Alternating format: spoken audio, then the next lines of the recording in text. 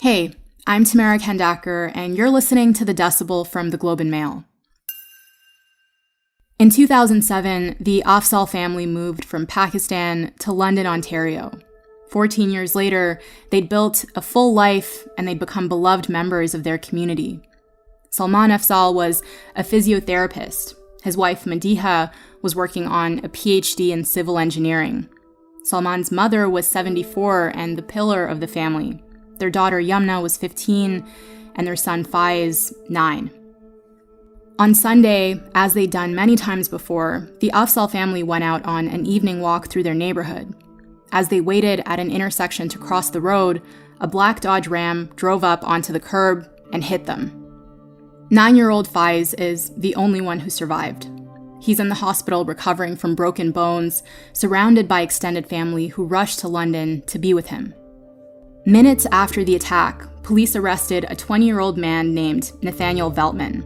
He's been charged with 4 counts of murder and 1 count of attempted murder.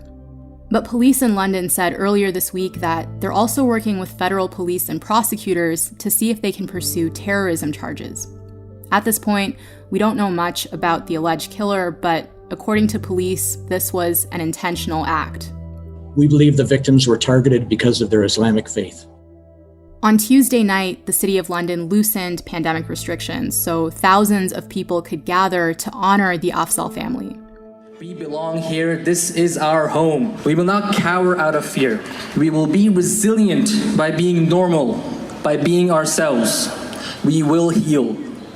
As Imam, I want to acknowledge the outpouring of support from our London non-Muslim community, our friends, our neighbors. Your love will help us heal. To my brothers that wrap their head, we will not cower in fear. We will wear our turbans, our hijabs with pride, because we are proud of who we are. And what we need to do now is real action.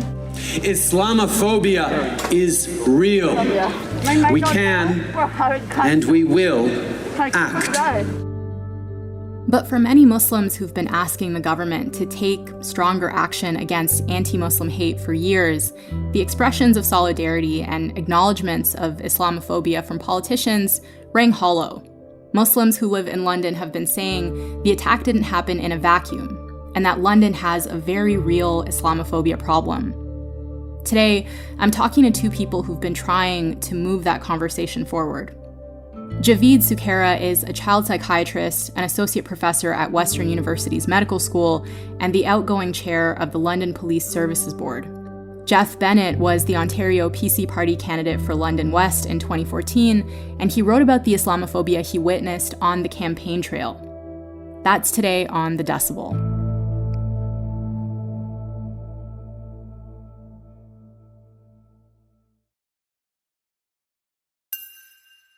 Jeff, Javeed, thank you both so much for joining me. I really appreciate it. Thanks for having me. Thanks. So Javeed, I want to start with you. You knew the Afzaal family personally, and first of all, my deepest condolences, and thank you for doing this. What was your relationship with them, and what can you tell me about them? So we weren't exceptionally close, but they were among one of the first families we met when we moved to London, due to some familial connections. And they've been to our home. Our kids have played together, and we remember them very well. And I know you had to break the news to them. What did you tell them? How did that conversation go? So my kids, through their own group of friends, were aware that it was Yamna who was the teen that died early in the day, and that conversation then became a family conversation where we talked about that. And when we had learned publicly that it was a hate crime, we talked openly about the fact that they were killed and targeted for being Muslim. And how did they respond? So, it's tricky because I don't have consent from my kids to necessarily share their responses. Mm-hmm. But I can tell you that every child, and I know this professionally as a child psychiatrist, responds to something like this in unique ways, and in ways that are often inspiring and resilient. So Rather than share necessarily their responses, I'll share that as a parent, what we tried to do, my wife and I, was to just give them space to answer any questions that they have, to check in with reminders that we love them unconditionally. And it was also very important for us to give them the message that we shouldn't be afraid to be Muslim and to be who we are. Mm-hmm. We had to drive by the site just because that was the route we had to take. And one of my kids asked that maybe we shouldn't take that road. And I said, actually, no, we have to take that route. That's the way we need to go. And we have to process the fact that this is something that happened on a street that we drive by every day. Mm-hmm. So you're the chair of the London Police Services Board, and the board put out a statement that said it's been led by 2 Muslim chairs over the last few years, including yourself. But with that came firsthand witnessing of hate, vitriol, and slurs directed at the board chairs. And we've seen people say in the wake of this attack that this is not London. And I wonder what you would say to those people. I would say to those people that this is London, this is Ontario, this is Canada. I would say that this isn't unthinkable or shocking. It's heartbreaking. It's unfathomable, but it's not unthinkable. Safety is not something that every member of our community feels every day. And this past year has been a rupture for us in so many ways. And I would say to them that the cost of our denialism, our avoidance, our silence is too great to bear. We can't change what we can't name, and we have to look at it in the mirror before we're ready to make change happen. I'm wondering if you can talk about some of the experiences that you've had personally as a Muslim living in London and in your capacity as the board chair. Like, what kinds of messages have you received from people, and what kinds of conversations have you had to have as a Muslim? So it's been a continuum, a range. At one extreme is extreme, vile, hateful messages with hateful images. One in particular said a picture of a crying boy that said, "Oh my God, I've been born an effing Muslim." So examples like that. On the other end, though, there's much more subtle, nuanced, passive-aggressive hate. If you don't like it here, go back to where you came from. You should be grateful for Canada, for everything it's given you. Messages like, well, my ancestors fought for freedom and you're trying to take it away. So it's a wide range. Mm-hmm. Jeff, I want to bring you in here. You wrote a Facebook post that went viral in which you talk about the Islamophobia that you saw when you were on the campaign trail as a candidate for the Progressive Conservatives back in 2014. So this was in the same neighborhood where the Afzaal family was killed. You wrote that you've seen people expressing shock about the attack, saying London is better than this. And you called BS in your Facebook post, and you said the terrorist may have been alone in the truck that day, but he was not acting alone. He was raised in a racist city that pretends that it isn't. What did you experience that made you write this post? I sat down to write the post because I drove past the site of this horrible tragedy a few times myself. It's just down the road from where I live here in London. And I had to go by just to go to the grocery store. And every time I would go by, it's heartbreaking. And I would tear up. And then you start seeing, you can predict the statements that are going to come from politicians. And then you start to see it trickle down, and you see the statements coming from the community as a whole. And everyone says, oh, this is a horrible tragedy. But then you start to see, this is not London. This is not what we're about, even from leaders in this community. And this is unimaginable. But I thought it's not unimaginable. And it brought back memories of me running in 2014. It was a unique situation because when I ran in 2014, there had been a by-election 10 months earlier. And the candidate in that by-election was a friend of mine named Ali Jabbar. So we were only 10 months apart. And the riding, right in the center is where this horrible tragedy occurred, is right in the center of the riding. And I would knock on doors. And the people at those doors, they were expecting Ali Jabbar as the candidate, and they made it very clear that they were pleasantly surprised to to see me knock on the door. And I'm not saying that's every single door.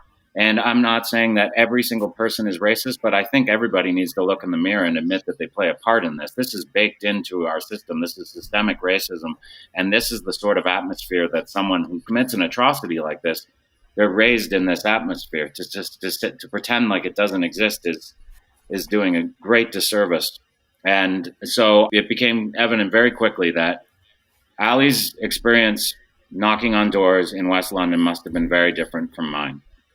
I know it was very different from mine. Mm-hmm. The reason I was the candidate was he chose to not run again. And I met with him for coffee and he said, I can't put my family through it again.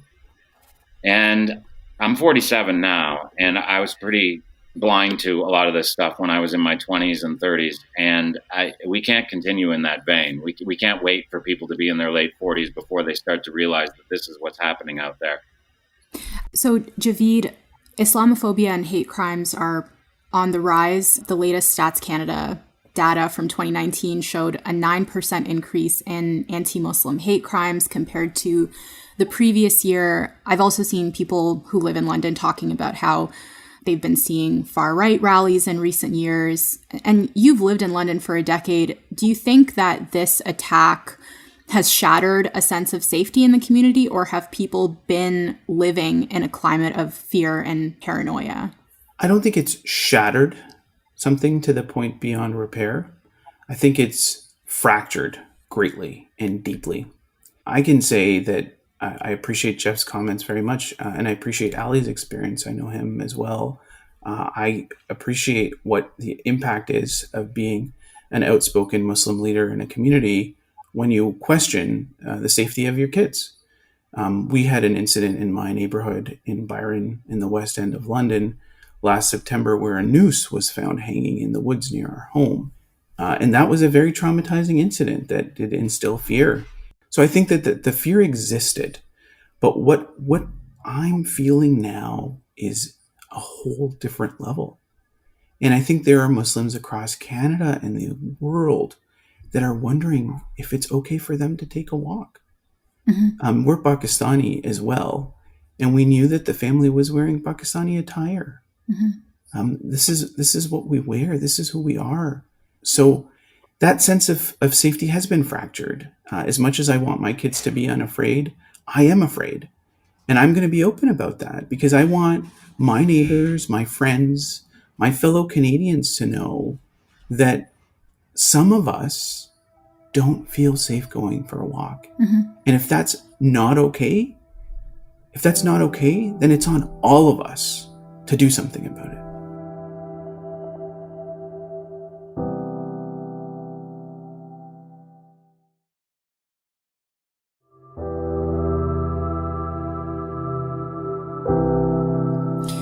Jeff, I'm curious, what's been the reaction to your Facebook post? Well, it's been overwhelming, but it's been positive, and that's why I've continued to speak. This is what happened. I knocked on doors in London West and was confronted with racism. I've received messages in recent days from people who worked on my campaign, and they've said, yes, I worked on your campaign and I worked on Ali's campaign, and it was very different. Thank you for pointing this out. But why are we not able to point these things out more regularly? That's what's disappointing. All of the leaders of the major political parties were here yesterday, including Prime Minister Trudeau. But that's a very reactionary thing. And how many times do we have to experience a horrific event where political leaders say, this is not our Canada, before we say, let's be honest, it is our Canada. Mm-hmm. Just jumping off of what you were just saying, after the Quebec mosque attack in 2017, the House of Commons passed Motion 103, which was a non-binding motion that condemned Islamophobia and all forms of systemic racism and discrimination. And it passed, but it was opposed by the Bloc and 86 members of the Conservative Party, including the current leader, Erin O'Toole. And now we're seeing some of the same people who voted against the motion offer their condolences and speak out against Islamophobia. So on Monday, Erin O'Toole wrote, "This type of vile and extreme hatred must be condemned. An Islamophobic act of terror like this has no place in Canada." What do you make of that? I think it's reactionary again. Like, why the pushback on it? The politicians, and I know many of them who refused to sign that bill, and they and they'll say, oh, it's about the wording. What a load of crap! Just sign it. It's a lack of empathy towards how this might affect other people, but it's much more beyond that. That's always, and that's even yesterday at the vigil. The politicians are talking about, well, we demand some action, but to me, it's often short-sighted action. I like our leaders are still overwhelmingly straight, white, middle-aged men. Javeed, I just want to talk really quickly about, so experts have pointed out that M103 didn't achieve much in terms of concrete action beyond the declaration of a day of remembrance for the mosque attack. So pledges to collect better data and for cultural sensitivity training for law enforcement officers didn't really materialize. We still have security policies that target and profile Muslim communities. In Quebec, we have Bill 21, which bans civil servants from wearing religious symbols, which the federal government has refused to fight in court so far. I have long expressed my disagreement with Bill 21, but I have also indicated that it is for Quebecers to challenge and defend their rights in court, which they have been doing. Do you think in the last 4 years since the Quebec mosque shooting, do you think the government has done enough to address Islamophobia as a systemic problem? No, absolutely not. And that's because you can't address what you can't name. And it's because this shouldn't be a debate. You know, why is my family's humanity and our right to live safely up for debate? I think that the safety of all Canadians is a nonpartisan issue. And no party should ever use rhetoric or politicize the humanity of Canadians. This motion and much of what happens, regardless of the party that does it, frankly, is political theater and performative. We all know that change happens through power and policy change. And people like Jeff are key to that. I have to commend you, Jeff, for speaking out. I know it's not easy. And I think of Patrick Brown as another example who's been explicit. Michael Chong has been explicit that we cannot skirt around it. We have to stare this down. This is endemic. It's systemic. It's not something to be campaigning on. And on one hand, we have people questioning and debating it. On the other hand, we have people who are using people that look like me as political props. And that's not okay with me either. So let's stop the virtue signaling. Let's stop pretending like we're a multicultural utopia. And let's reckon with the fact that this is within our midst. This is our problem, but we're also have to be responsible for the solution. You said something in an interview with CTV that I just wanted to get you to expand on, which is that you're more concerned about quote unquote nice racism than you are with, things like online hate, for example. And I just wonder if you can unpack that for me. What do you mean by nice racism?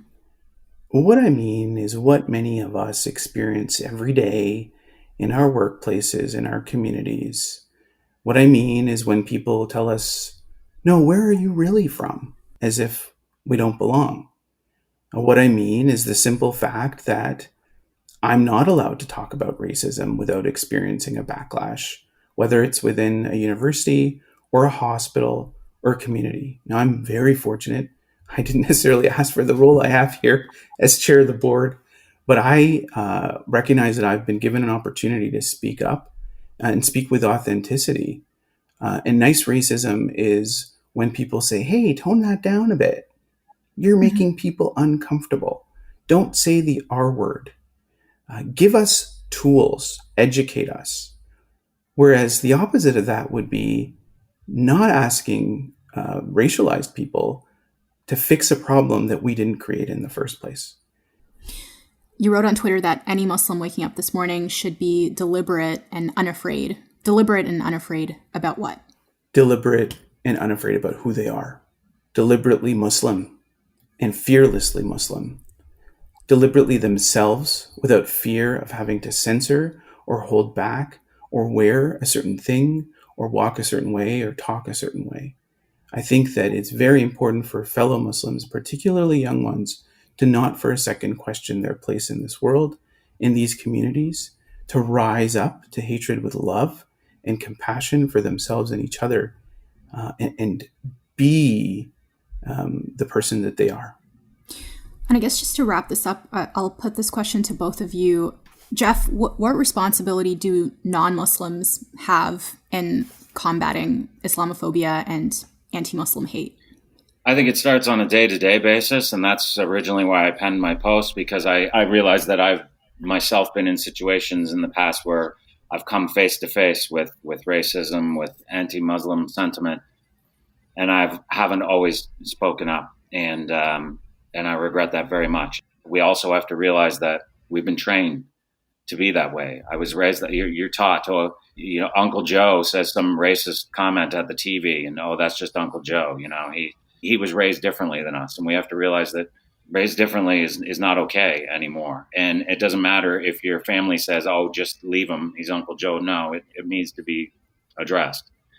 But I think also on a grander scale, we need to make room for other voices at the table. And right now the boardroom tables across this country and the political rooms across this country are not representative of our full community and the experiences that go along with that. So I think we need to encourage other voices and keep this conversation going and continue to bring this up, realizing that it is a major problem. I don't want the next conversation like this to be after another horrific event in 3 months' time. Javeed, do you have anything to add? Yeah, I mean, do we really have to have another family die, mowed down while waiting to cross the street because of what they were wearing for us to confront what we're dealing with? We can't let this be a moment. This has to be a movement. We can't let the news cycle fade. Human lives are in the balance here. So I really beg of my friends and family to lean in to this moment in our collective history and ask what kind of country we want our kids to grow up in.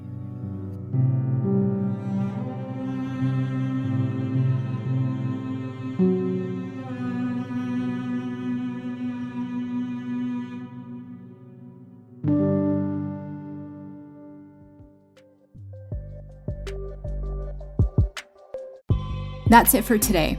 I'm Tamara Kendacker. Our producers are Madeline White and Kasia Mihailovich. David Crosby edits the show. Angela Pacenza is our executive editor. Thank you to Javeed Sukhera and Jeff Bennett. This is a developing story. We're going to keep covering it, and you can follow all of the Globe's reporting at theglobeandmail.com. If you want to reach us just to say hi or let us know what you want us to cover next, you can email us at thedecibel@theglobeandmail.com or tweet me at anima_TK. And most importantly, wherever you listen to podcasts, follow us so you never miss an episode. Thanks so much for listening, and I'll talk to you tomorrow.